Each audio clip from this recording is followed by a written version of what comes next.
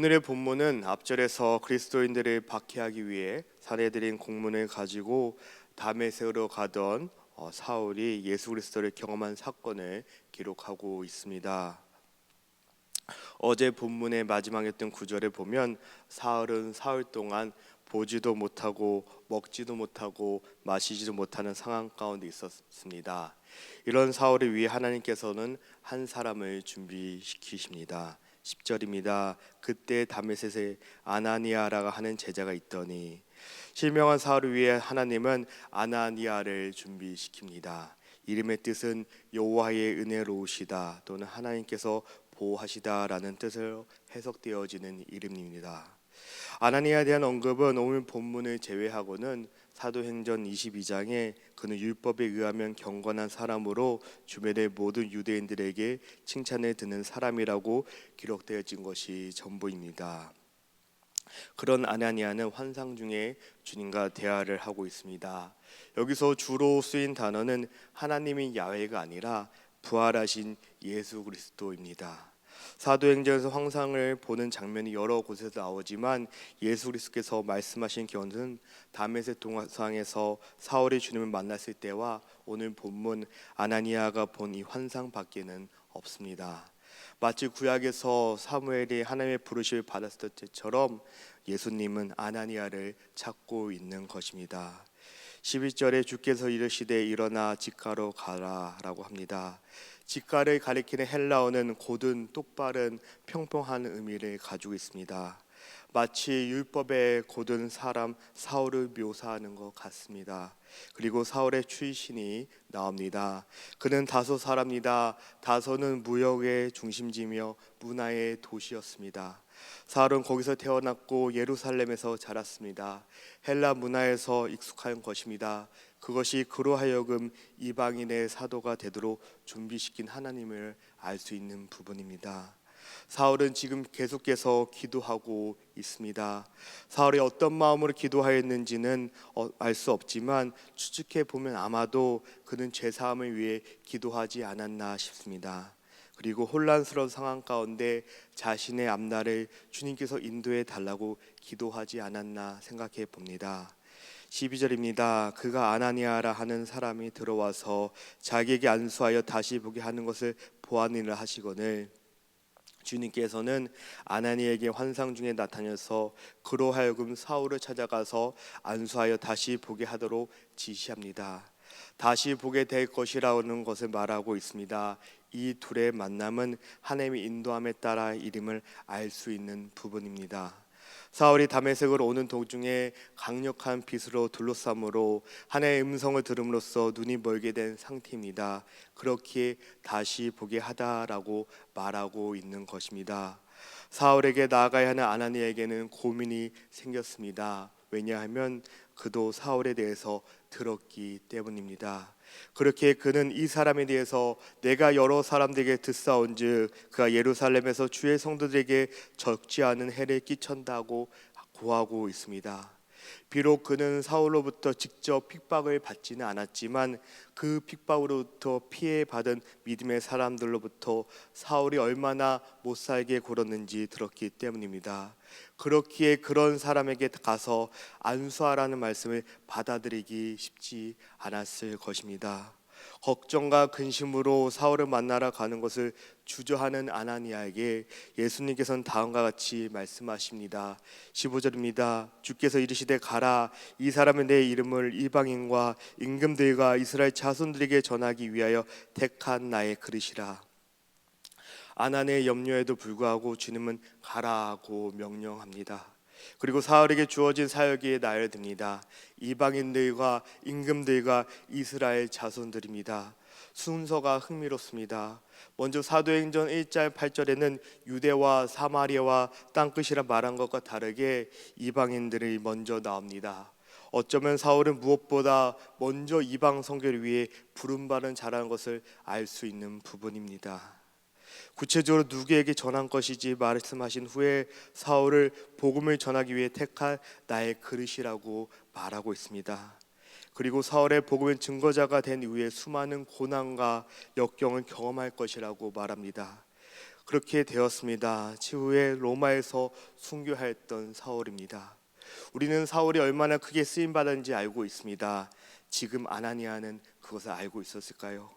그의 입장에서는 사울이 기독교인들을 앞장서서 핍박하였던 사람에 불과하였습니다. 그런 사람이 누를 멀었다는 것은 반가운 소식이었을 것입니다.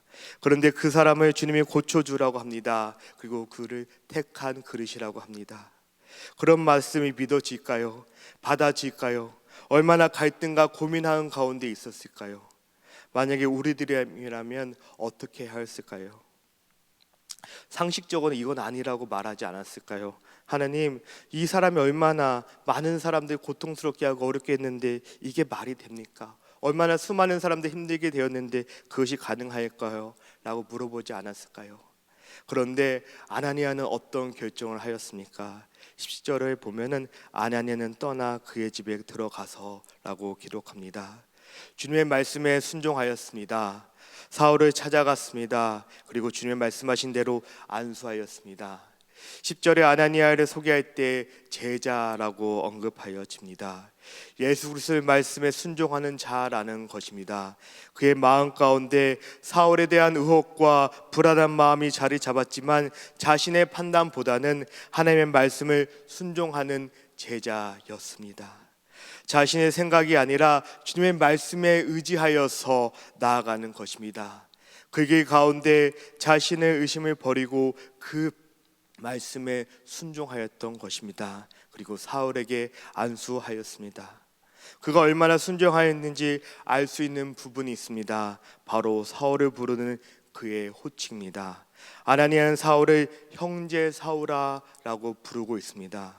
그리스도를 적대시하였던 사울입니다. 본인도 이 사람에 대한 의심이 해결되지 못한 상태입니다. 하지만 이제 아나니아는 사울을 형제라고 부릅니다. 즉 같은 동료요 가족이라고 받아들이고 있는 것입니다. 품는 것입니다. 어떻게 이것이 가능할까요? 혹시 누군가를 위해서 기도해 보신 적이 있으십니까? 그 사람에 대한 마음이 진실되지 않으면 기도가 나오지 않습니다.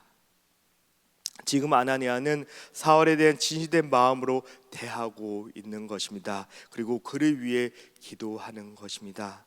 자신의 판단도 중요하고 생각도 중요하지만 하나님의 말씀을 믿는 사람 아나니아 있습니다. 하나님의 일을 순종하는 사람을 통해서 이루어지시는 것입니다. 그동안 박해자의 삶을 살던 사울은 어쩌면 성경에서 두 군데밖에 나오지 않는 사람이지만 주님의 제자였으며 하나님의 말씀에 순종하는 아나니아를 통해서 다시 태어났습니다. 만약에 아나니아가 주님의 말씀에 순종하지 아니하였다면 어떻게 되었을까요?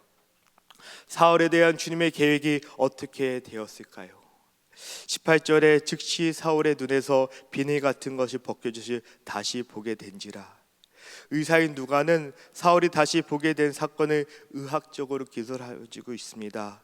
여기서 말하는 비늘은 의학적으로 무엇을 말하는지 명확히 알 수 없지만 믿음의 관점을 보았을 때 자신의 예수 그리스도에 대한 잘못된 시선, 편견이 벗겨지지 않았나 생각해 봅니다. 아나니아의 순종을 통해서 주님께서 눈먼 사울의 눈을 열리게 하신 것입니다. 다시 보게 하신 것입니다. 이제는 나의 관점을 바라보는 것이 아니라 이제 사울은 하나님의 마음으로 다시 바라보게 된 사도가 된 것입니다. 이제 세례를 받았습니다. 영의 양식을 공급받고 난 후에 육의 양식을 먹고 강건하여집니다. 이 짧은 상황 가운데 성경은 영적인 원리를 알려주고 있습니다. 우리가 먼저 무엇을 공급받아야 할지를 말하고 있습니다.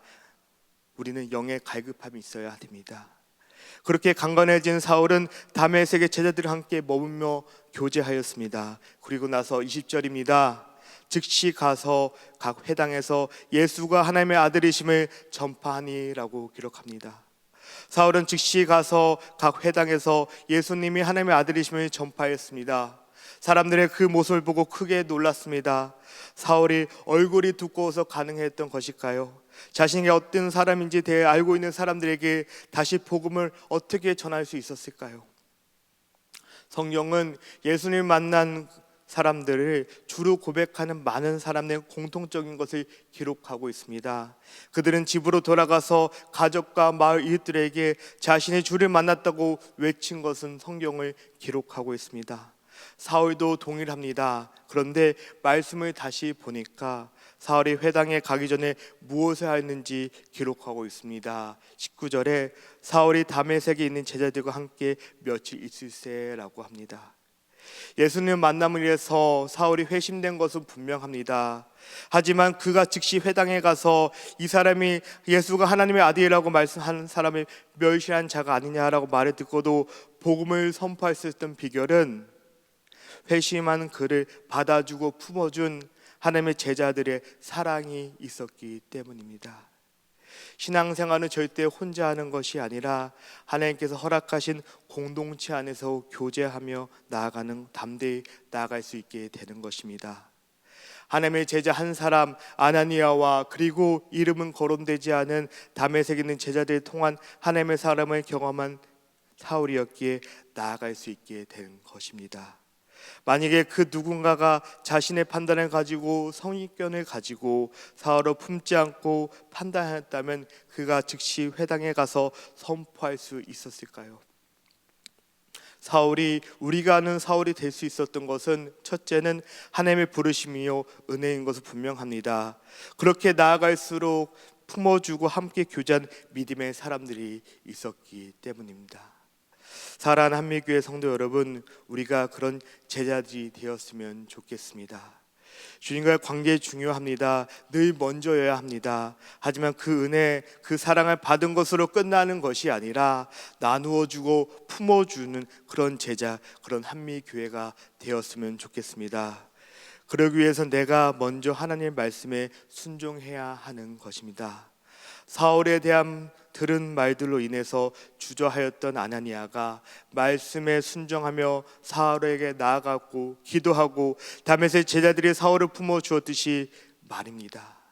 나는 하나님이 품어주라고 사랑하라고 말씀하는 사람들에게 어떻게 반응하고 있으십니까?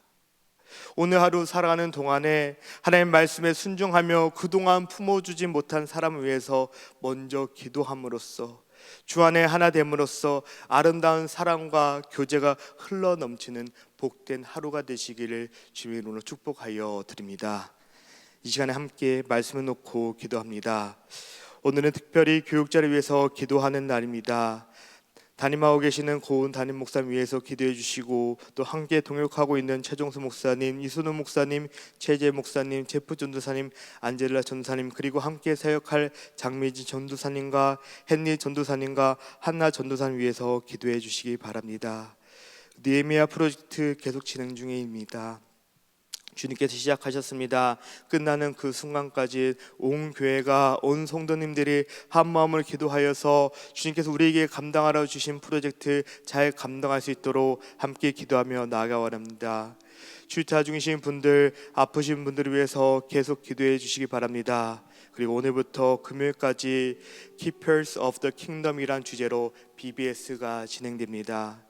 현재까지 36명의 아이들을 등록하였고 총 22명의 발렌티어가 섬긴다고 합니다.